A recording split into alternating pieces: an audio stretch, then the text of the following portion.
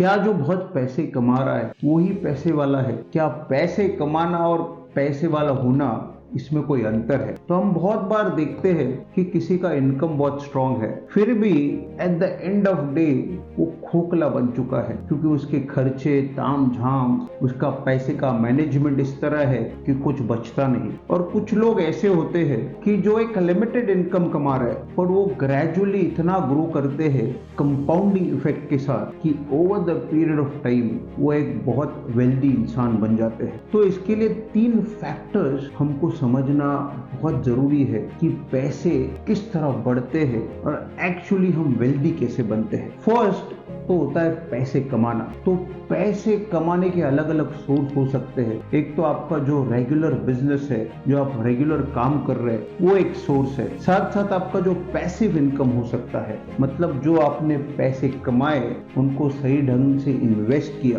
तो उससे जो इनकम बनेगा, प्रॉपर्टी में इन्वेस्ट किया, शेयर्स में इन्वेस्ट किया, एफडी में इनकम आ सकती है, बट डिपेंड कि आप कहाँ पे इन्वेस्ट कर रहे हैं। और तीसरी बात कि आपका कोई साइड बिजनेस है, आपका जो मेन बिजनेस है, जो मेन प्रोफेशन है, उसको छोड़ के भी आप कुछ ऐसा कर रहे हैं जिससे पैसे आ रहे हैं, तो there can be a different streams of income. इसको हम बोलेंगे पैसे कमाना। सेकेंड फैक्टर पैसे बचाना। तो हम पैसों को किस तरह बचा रहे हैं? कंजूस होना ऐसा मैं नहीं कह रहा हूँ, बट फ्रूगल होना बहुत जरूरी है। इसी तरह पैसे उड़ा देना, तो पैसे का सही इस्तेमाल करना, पैसे को बचा के रखना, एक अपना इन्वेस्टमेंट प्लान बनाना, हमारा कितना खर्चा है, हमारी कितनी इनकम है, हम किस तरह उनको इन्वेस्ट कर रहे हैं, ये सब चीजों को सही ढंग से समझना और पैसे कितने कहाँ पे खर्च करने हैं। कुछ लोग ऐसे होते हैं कि पैसे आ गए कि बस खर्चा कर देते, चाहे वो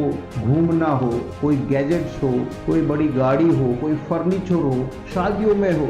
कल किसने देखा है, आज मजा कर लो, आज उड़ा दो, आज पैसे है ना, बात का बाद में देखेंगे, ये सोच बढ़ रही है। तो पैसे बचाना एक सेकेंड एस्पेक्ट है और इसका थर्ड एस्पेक्ट है पैसे बढ़ाना। आपने पैसे तो कमा लिए, आपने खर्चा भी कर लिया, पर बाद में जो आपके पास बचे हैं उनका सही इस्तेमाल करना। अगर आपने ज्यादा कमाए और खर्चा कम किया तो ज्यादा बचेंगे, खर्चा ज्यादा किया तो कम बचेंगे, पर जो भी बचे हैं वो तिजोरी में सड़ा के नहीं रखना या फिर सेविंग अकाउंट में नहीं रखना जहाँ पे 3-4% इंटरेस्ट रेट आएगा। उसको सही इन्वेस्ट करना और उसके लिए थोड़ा रिसर्च करके, कुछ लोगों से बात करके, कोई अपने मेंटर से बात करके उसको सही ढंग से बढ़ाना।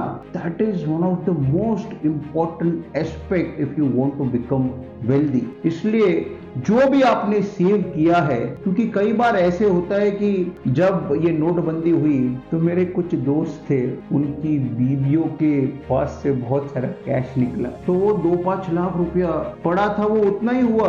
10 साल से पड़ा है, 5 का 5 ही हुआ है। इन्फ्लेशन तो बढ़ गया तो ये 5 का वैल्यू अभी तो 4 हो गया, पर 5 का 5 ही हुआ। अगर वो सही जगह पे इन्वेस्ट करते थे तो 5 का 10 हो सकता था। इसलिए अगर पैसे हमने कहीं पे रख दिए, उसको इन्वेस्ट नहीं कर रहे, तो उस पैसे का वैल्यू कम होगा, बढ़ेगा नहीं, क्योंकि इन्फ्लेशन तो बढ़ते जा रहा है। इसलिए the third aspect which we are talking about कि पैसे बढ़ाने के लिए सही जगह पे इन्वेस्ट करना और उसका कंपाउंडिंग इफेक्ट जो है वो बहुत जबरदस्त आएगा। कुछ सालों में कंपाउंडिंग से इतना पैसा बढ़ जाएगा कि you can come in the category of wealthy people. मैंने एक वीडियो बनाया था जिसमें मैंने कहा था कि अगर आप महीने का 2000 भी सेव कर रहे हैं और वो सही ढंग से इन्वेस्ट करें तो 30, 35, 40 साल में वो 50-60 लाख बन सकते हैं। इसलिए इन तीनों एस्पेक्ट पे हम ध्यान दें। एक तो पैसे कमाना,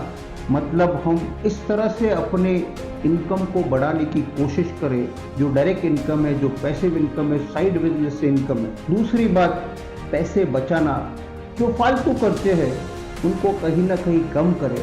और तीसरी बात पैसे बढ़ाना, सही इन्वेस्ट करके उसका कंपाउंडिंग इफेक्ट ले तो हमें वेल्दी बनने से कोई नहीं रोक सकता। ऐसे ही वीडियोस देखने के लिए please subscribe to my channel.